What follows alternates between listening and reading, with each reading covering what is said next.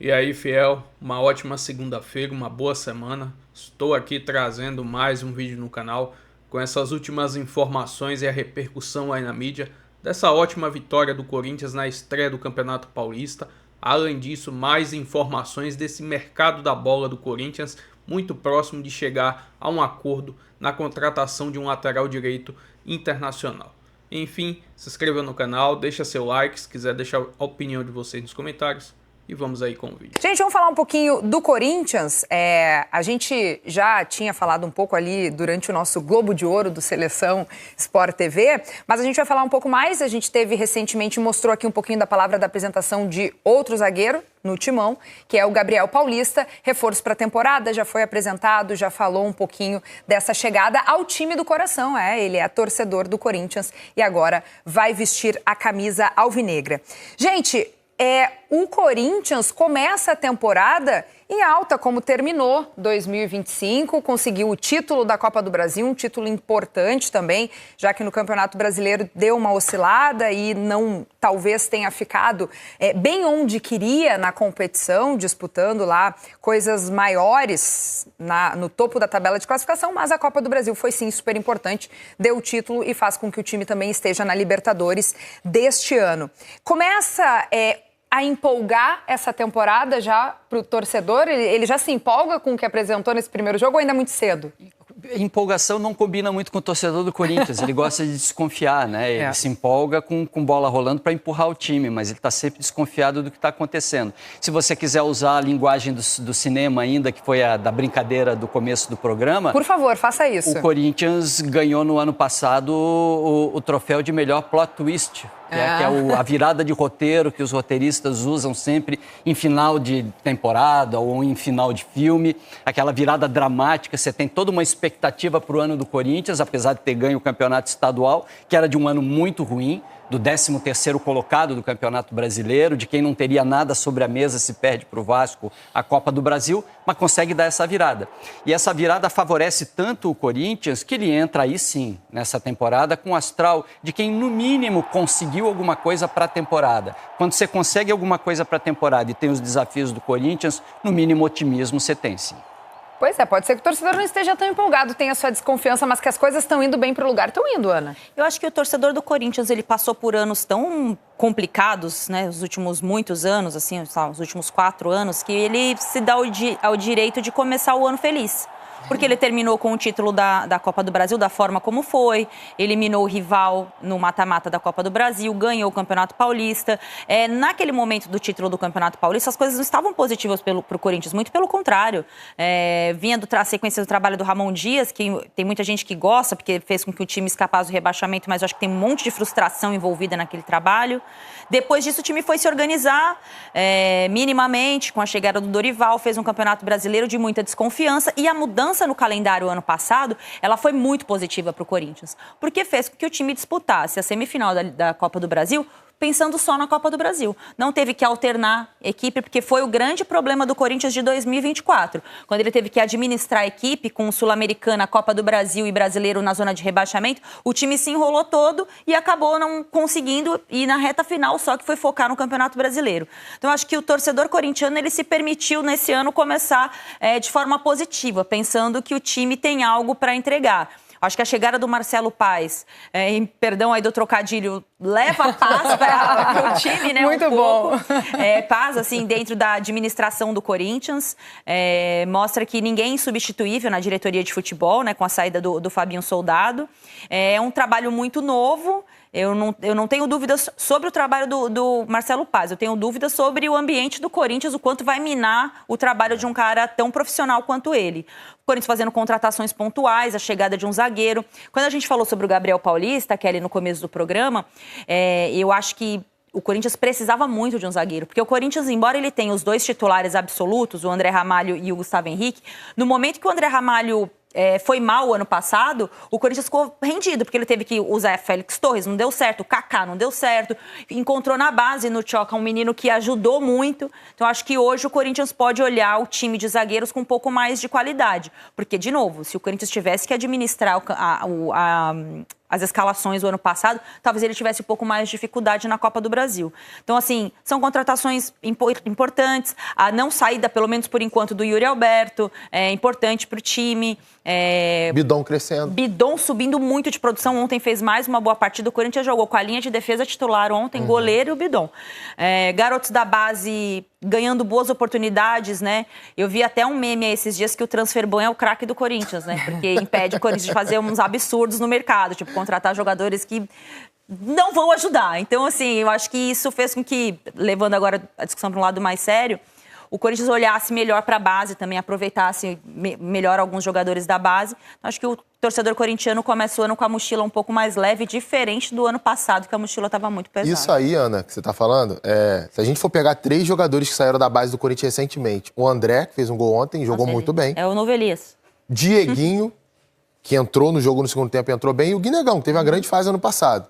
Esses 3 jogadores, se o Corinthians não tivesse o Transferban, certamente não teriam a quantidade de oportunidades que tiveram e nem a sequência, porque teria contratado outros jogadores. O clube teria contratado outros jogadores. O Corinthians ia contratar o Biel. Pois é. O Corinthians ia contratar o Biel. Assim, né? O problema é que se você não tem na sua base um time do tamanho do Corinthians, um jogador para ocupar o espaço do Biel, então para tudo, né? Isso. O problema não é o Biel, necessariamente. Não é isso, não. O problema é você ter que investir e não ter um cara que você pode colocar ali, sendo um ativo seu, que vai se desenvolver. E assim, nesse ponto a gente tem que tirar bastante chapéu pro Dorival, né? Sim. Porque soube utilizar esses garotos na função correta, na hora, assim, certa, deu sequência. Não queimou os garotos. Não queimou todos eles em algum momento. Oscilação vai ter, é normal. O Guinegão, por exemplo, tá tendo a dele agora. Esse primeiro jogo não foi exatamente um super jogo do Guinegão. Sim. Mas o Guinegão segurou uma bucha o ano passado, quando o ataque não tava 100%, que ele foi importante na Copa do Brasil. Eu lembro que teve uma sequência de 11 jogos em que ele marcou em 6. Então, e era um momento ali crucial pro Corinthians se afastar da zona de rebaixamento, avançar na Copa do Brasil. Eu lembro dos jogos que ele faz contra o Atlético Paranaense. Isso. Pela Copa do Brasil, que ele vai muito bem. Mas foi esquecido pelo Dorival na reta final Porque da quando temporada, você tem né? Memphis Depay e Yuri Alberto... Não, ele usou outros jogadores e deixou o Guinegão no fundo eu acho que usou jogadores com características diferentes. Ele usou o Vitinho só. Porque o Guinegão não estava entrando bem. O único jogador diferente assim, que ele tirou do banco foi o Vitinho, que ajudou muito também no ano passado. E usou o Dieguinho, né, em alguns momentos. Porque teve jogo, por exemplo, que ele não utilizou uma dupla de ataque. Ele utilizou um atacante e um meia por trás e 2 jogadores de lado. Agora, na reta final da Copa do Brasil e ontem de novo, jogou com o Losango no meio. E aí joga a dupla de ataque. E aí vai abrir mais espaço pro Guinegão, porque ele é um atacante que tem essa característica de jogar em dupla também. E acho que tem muito a ver também com a queda de produção ali no dele. Ele teve... E é normal, cara. Ele vai ter um jogador que vai... Dorival se não me engano, tem menos de 20 ali, anos, né? O Guinegão, ou se tem menos, vai estar próximo disso ali. É natural, cara. A questão é não deixar de utilizar. Daqui a pouco ele volta a jogar bem, a bola volta a entrar e volta a ganhar confiança. Quando eu falei que a zaga não era prioridade, é muito pelo que a gente ouvia falar das pretensões de contratação do clube, que tinha ali um lateral, meio-campo, atacante.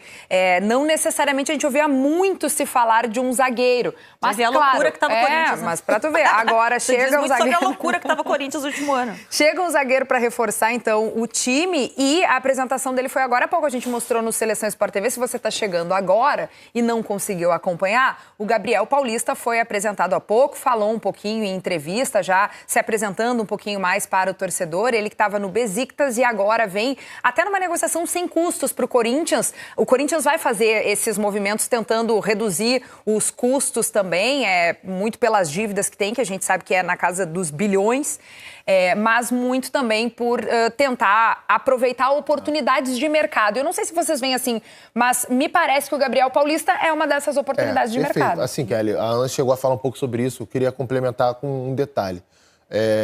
O Marcelo Paes, ele traz uma experiência para o Corinthians de 8 anos, se eu não estou enganado, 8 temporadas no Fortaleza como dirigente de futebol e como presidente. É isso aí. Então ele conheceu os dois lados da moeda, que são funções bem diferentes, né? Não são, assim, são funções diretivas, mas... Um que quer comprar e o outro que não quer gastar, segurar. né? E ele conseguiu no Fortaleza aumentar a receita do Fortaleza, tornar um clube saudável financeiramente, que não era antes dele, óbvio, não fez isso sozinho, né? Com vários profissionais ali ao lado dele. Inclusive, um deles veio com ele junto pro Corinthians. Acho que o Júlio Manso, não estou enganado, supervisor de futebol.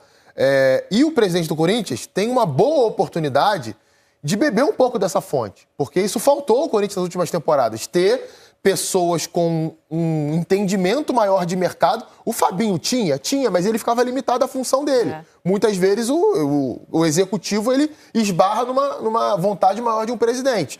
E é claro, o Marcelo Paz, na reta final de Fortaleza, ele cometeu erros também.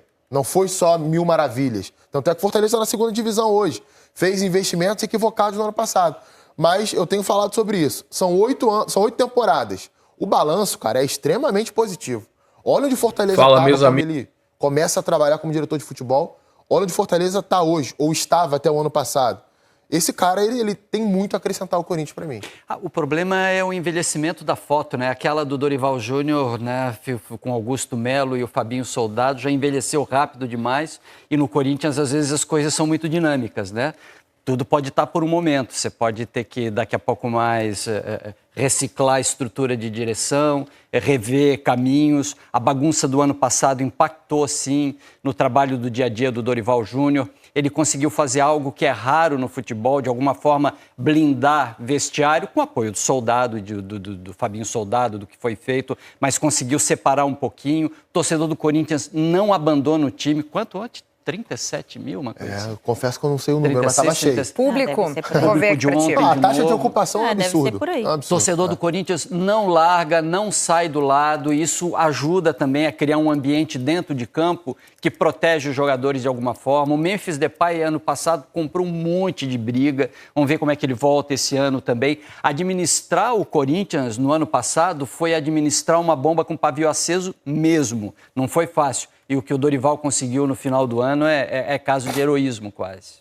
Pois é, eu estava procurando aqui, vamos ver se eu encontro daqui a pouquinho o número certo do público ontem do Corinthians nesse jogo em casa. Sempre tem, né, a sua arena lotada, a gente está acostumado a ver a torcida do Corinthians marcando presença e enchendo o estádio. Mas só para a gente relembrar um pouquinho dessa temporada do Corinthians, a temporada passada, porque ela também foi de muita oscilação, né? Começou o ano com o Ramon Dias, depois o time foi eliminado na terceira fase da Libertadores pelo Barcelona do Equador. Foi campeão paulista sobre o Palmeiras, então isso também foi um ponto alto da temporada. Conseguir derrotar o maior rival no campeonato estadual foi bem importante no 2025 do Corinthians. Aí depois demitiu o Ramon Dias no dia 17 de abril, depois de uma derrota para o Fluminense. A gente estava vendo ali o Ramon com o Renato. O Dorival assume contra o Novo Horizontino pela Copa do Brasil. Aí é eliminado na fase de grupos da Sul-Americana. Terminou o Brasileirão em 13º lugar, com 47 pontos. E acho que nas previsões do ano passado, acho que bem no começo da temporada, se colocava o Corinthians mais em cima, né? Não muito em 13º, eu acho. Não. O Campeonato Brasileiro. Os jogadores, né? 13º, assim, não muito acima disso, pelo trabalho que vinha sendo feito. Tá. Mas pelos jogadores, eu esperava, sei lá, um 9º lugar. Assim. Eu esperava que o Corinthians batesse o número para não ser rebaixado mais cedo. Ele ficou demorando muito e, assim, a reta final do Brasileiro do Corinthians era um time sem mobilização alguma. Esperando a semifinal da Copa do Brasil. E isso foi bem preocupante. Acho que não foi nem preocupante assim, o Corinthians pode cair. Não foi isso. Eu acho que foi a torcida tá lotando o estádio o tempo inteiro, tem o engajamento do torcedor atrás do clube, e aí o time vai lá todo mundo que ia jogar em Itaquera jogava, assim, né, sabendo que poderia sair de lá com um empate, e não era assim, né? Itaquera sempre foi uma fortaleza para o Corinthians. Então, eu acho que esse poder de não se mobilizar para o brasileiro acabou, acho que, não abalando, porque não abalou nada que o time depois voou na semifinal da Copa do Brasil. Eu acho que dava a sensação que insegurança, que poderia ter feito eu realmente fiquei assim. Sinceramente, eu não tenho vergonha nenhuma de falar isso aqui. Eu olhava, assim, o confronto e achava que seria difícil o Corinthians conseguir passar pelo Cruzeiro pela diferença do que as duas equipes mostraram na reta final do Campeonato Brasileiro. Mas a equipe se mobilizou. Aliás, esse foi o ponto forte do Corinthians ano passado, né? É uma temporada que você fala que cai na terceira fase da pré-Libertadores e já tinha jogado muito mal contra a Universidade Central da Venezuela. O Corinthians do Ramon Dias era um time caótico. Lembra? Era um time caótico. Vocês lembram os jogos que o Corinthians faz contra a Universidade Central da Venezuela e depois cai para o Barcelona e cai na primeira fase da Sul-Americana, na fase de grupos da Sul-Americana e faz o brasileiro que fez? Mas esse mesmo Corinthians ganha o Paulista do Palmeiras e pela primeira vez na história, fora do âmbito estadual, elimina o Palmeiras de uma competição. Corinthians já tinha enfrentado o Palmeiras em Libertadores. Sim, é verdade. E tinha caído 2 vezes. Já tinha feito, se eu não estou enganado, enfim, uma outra competição que agora eu não vou lembrar, mas também não tinha passado pelo Palmeiras. E pega o Palmeiras, amplamente favorito até aquele momento, num jogo eliminatório de Copa do Brasil, e passa, e ganha fora, ganha dentro. E tem lá a cabeçada do Aníbal Moreno, José Martins, e o time se fortalece com aquilo ali. Então foi o Corinthians da mobilização. E é claro, tem méritos do time, do treinador em cima disso, sim. Mas eu tenho certeza que a torcida do Corinthians quer o Corinthians da regularidade. A mobilização regular, para que você tenha um ano um pouco mais tranquilo e sem esses incidentes que a gente citou aqui. E para coroar a temporada de 25 do Corinthians, campeão da Copa do Brasil, jogo contra o Vasco. Só para trazer a informação que eu prometi aqui para o Lino, quase 37 mil, 36 mil, 802 pagantes, mas sim 37 mil público total. 37.089, o Lino cravou. Tá só começando. E o Coutinho eu nunca tinha visto esquecer alguma coisa, agora que ele disse que esqueceu. Isso não acontece não, gente. Não posso dizer o mesmo, porque Eu uma também. memória de peixe, cara. Eu sou a própria Dory do Procurando Nemo. Uma memória de centavos eu Gente, tenho. eu não consigo ficar com raiva das pessoas porque eu esqueço o que elas fizeram pra mim. Às vezes eu tô lá conversando com a pessoa e alguém falou, aquela pessoa não gosta de você. Eu, sério? Nem sabia, não lembrava. Eu tô contigo, eu sou muito essa pessoa. Alguém tem que me lembrar. Ó, não dá pra tu gostar disso aí, não. Perda de memória recente. Perda de memória recente. Exatamente. Bom, a gente estava falando um pouquinho, então, do Dorival Júnior. Vamos ouvir um pouquinho da palavrinha dele, que definiu de uma forma bem específica como ele enxerga o Campeonato Paulista. Roda aí. Eu acho que a equipe apresentou hoje um futebol consistente, maduro, gerando volume em cima do adversário. Eu acho que isso é o que nós queríamos. Trabalhamos para isso, encontramos esse caminho, foi importante, mas é apenas uma vitória num primeiro jogo e muita coisa tem para ser melhorada aí para frente. É um campeonato muito traiçoeiro, 8 jogos apenas, a possibilidade de um rebaixamento para todas as equipes, não é fácil, não é simples. Nós temos que ter toda a atenção possível, tratado da melhor forma. Já teremos 3 jogos praticamente, serão 3 confrontos com equipes que estão nesse momento na Série A do Campeonato Brasileiro.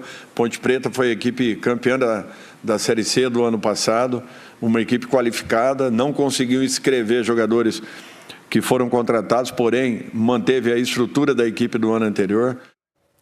Tá aí a palavra do Dorival Júnior dizendo que o Paulistão é traiçoeiro, é isso, gente, é tiro curto, os estaduais têm datas reduzidas, são em torno aí de 11 jogos, né, 11 datas para jogos ao longo dessa nova reformulação que a gente tem aí no calendário do futebol brasileiro, então tem que fazer o melhor e tem que ser rápido, porque além disso, daqui a pouco também já está começando o Campeonato Brasileiro, começa mais cedo, a partir do dia 28 de janeiro, então já vai se dividir entre estadual e Campeonato Brasileiro. Estou trazendo aqui uma análise do GE dessa vitória do Corinthians em cima da Ponte Preta na estreia do Campeonato Paulista, onde o Timão está aí defendendo o título do Paulistão. Abre aspas, a maré de boas notícias no Corinthians se estendeu para o campo.